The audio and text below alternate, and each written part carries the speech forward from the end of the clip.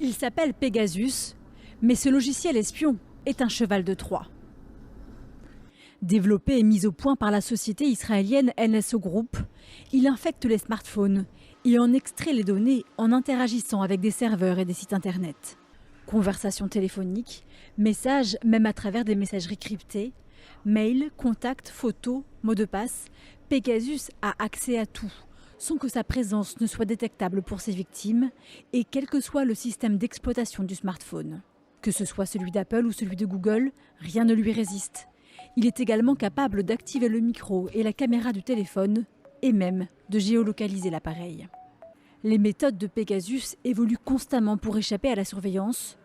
Depuis 2019, il est même capable d'être installé sans que le propriétaire du téléphone ne fasse quoi que ce soit et sans qu'il puisse se protéger. Une méthode d'infection appelée zéro clic. En octobre 2019, Facebook a attaqué en justice l'éditeur israélien, estimant qu'en exploitant une faille de WhatsApp pour installer son logiciel espion sur les smartphones, NSO commettait un crime. En décembre 2020, plusieurs géants de la tech comme Google ou Microsoft ont déclaré soutenir Facebook dans cette action en justice. Des avocats, des médecins, des journalistes et même des chefs d'État et de gouvernement européens, tous espionnés via leur smartphone. Comment? Grâce à un logiciel espion nommé Pegasus.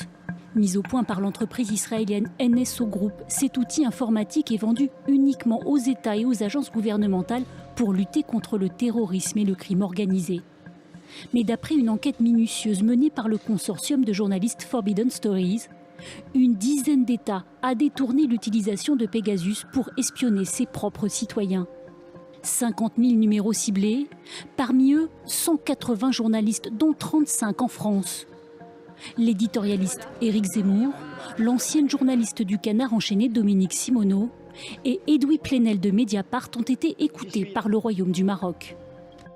Cet espionnage a été utilisé pour atteindre le journalisme indépendant au Maroc. Il a servi pour construire des légendes, des rumeurs, des fausses histoires, pour emprisonner nos confrères marocains dans des procès iniques et dans des procédures totalement fabriquées. Avec cette enquête, c'est un cyberespionnage à grande échelle qui vient d'être dévoilé et qui n'est pas sans rappeler l'affaire Snowden. En 2013, le lanceur d'alerte avait permis de révéler un vaste système mondial de surveillance opéré par la NSA.